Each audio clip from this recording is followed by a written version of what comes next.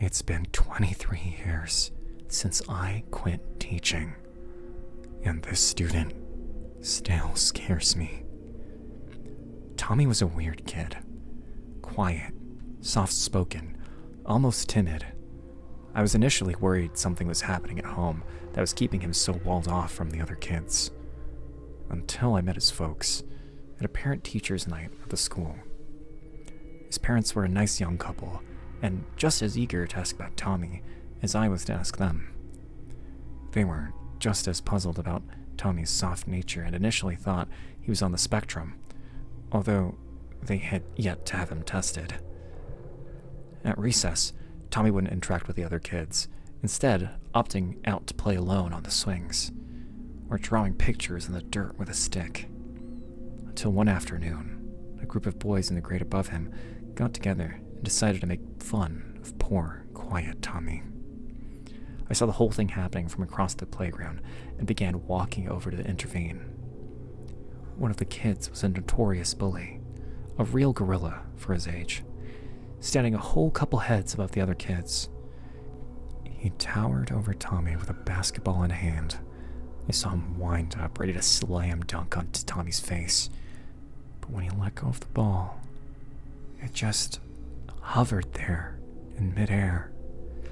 The ball started to spin, picking up momentum and speed, and went sailing back into the bully's face, breaking his nose and sending him ass over tea kettle to the ground. I was halfway over to them when I saw this. I didn't know what to make of it, but I knew it had something to do with Tommy, who the whole time, mind you, hadn't even looked up from his stick, drawing in the dirt. After that, absolutely nobody interacted with little Tommy. Kids, bullies, I even saw ants and other bugs skitter off the other way when he was near. The school I worked in was grades K through 12, so even after Tommy left the first grade, I would still see him around the school. The other staff would congregate in the teacher's lounge at lunch to talk about him and all the weirdness that surrounded him. It's like he could read my mind.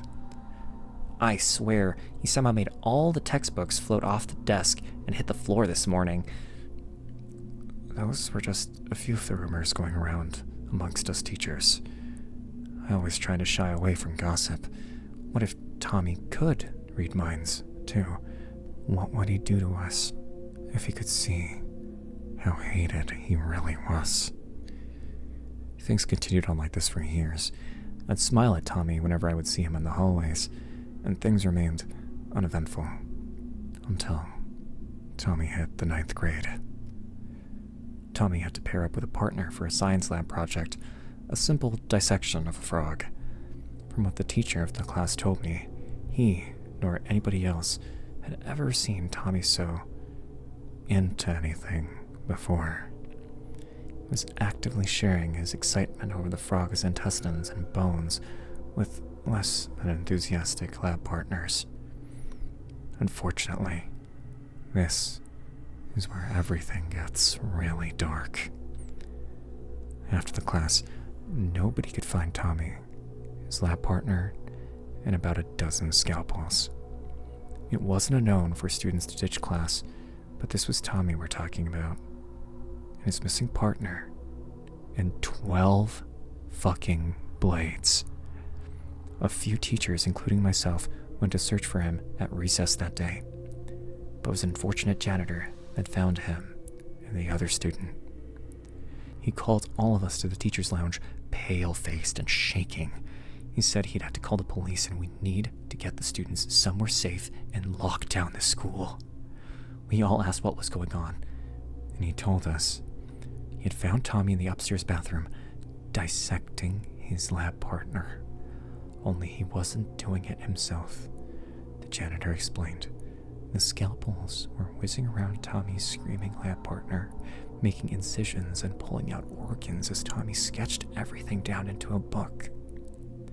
When Tommy saw the janitor, he apparently turned around, nonplussed about the whole thing, and said, "Oh, hey, Mr. S.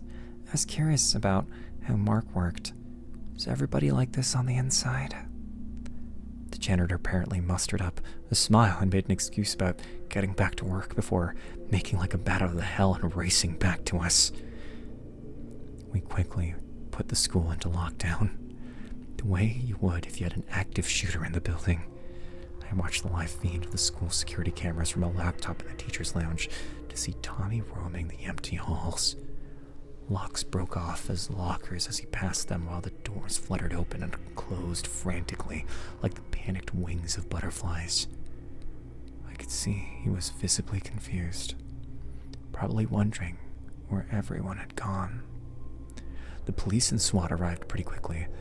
I watched the cameras as they surrounded him, automatic rifles pointed at his head, probably yelling at him to get on the ground. When Tommy just nonchalantly turned around to walk the other way, they opened fire. The bullets had barely left their guns before stopping midair to reposition themselves and continue their trajectory into their owners' skulls. 5 SWAT team officers hit the floor, dead. All the staff was huddled like a coven of witches around the laptop now. A coven of middle-aged, teacher salary witches, scared shitless as we saw on screen that Tommy now stood outside the teacher's lounge. We all knew what was coming as the door blasted off its hinges. The faculty panicked and threw any close object they could grab towards Tommy. I remember shouts of, "Get away from me, you little monster. I'm not dying like this. I was supposed to retire to Florida this year." Eyes popped out of skulls, limbs were ripped from sockets, with sick, wet, tearing noises, and teachers sailed around the room in the air so fast and with such force that when they hit the ground, they exploded like a balloon full of chili. And the whole time, I just crouched in the corner, shaking and terrified. Eventually, I was all that was left alive in the room with Tommy. He made his way over to me, as I was sure it was the end. "Mr. H?" He spoke my name, the way a student would ask before asking to use the washroom. "Where is everybody? Did I do something wrong?" I couldn't sugarcoat it. He'd spared me to this point. If nobody was going to tell him what he was doing was wrong, well, how far would he take this? How many more lives would he snuff out? Yes, Tommy," I managed to stammer out. "You've killed these people. You understand that's wrong, don't you?" "I didn't mean to. I was just standing up for myself." I glanced over to the laptop to see more SWAT heading to the teacher's lounge. "Tommy, please," I said, as softly and kindly as I could under such duress. "You have to make up for what you've done, okay? Some men are on their way here now to take you somewhere safe. Every crime has a punishment, and what you've done here is a crime." I don't remember my exact words, but they were something like that, and Tommy nodded and raised his hands to the air just as the SWAT got to the door. They arrested Tommy, and he remained as calm and emotionless as ever as they laid him to an armored truck in the parking lot. The events of that day were largely covered up, and Tommy was placed in a high-security prison. I'd visit him from time to time over the years. He told me I was the only one besides some government officials or FBI types, his words, that ever did. I didn't know why he let himself just sit in the prison year after year.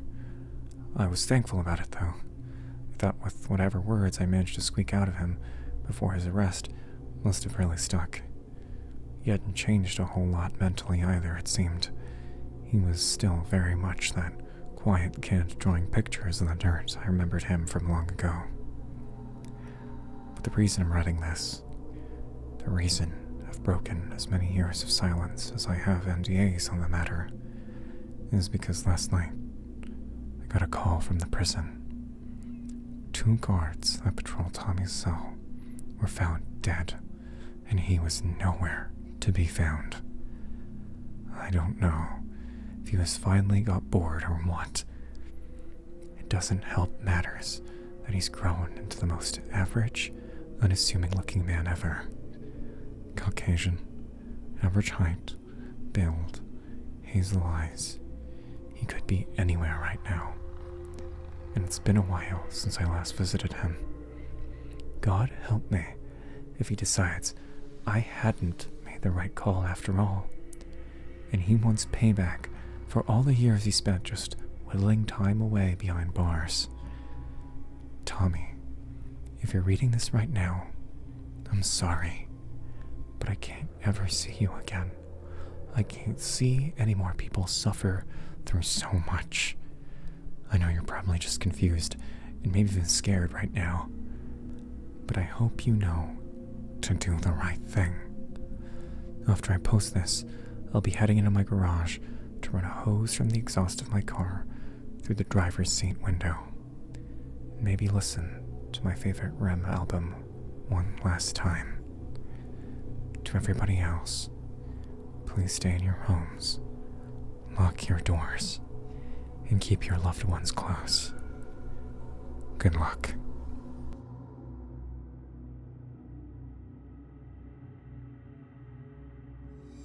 Hello everybody, and thank you so much for watching to the end of the video. Big shout outs to Shift Irving for originally writing that story. You can check out his work over in the link below, as well as in the pinned comment, and I shall see you guys in the next video.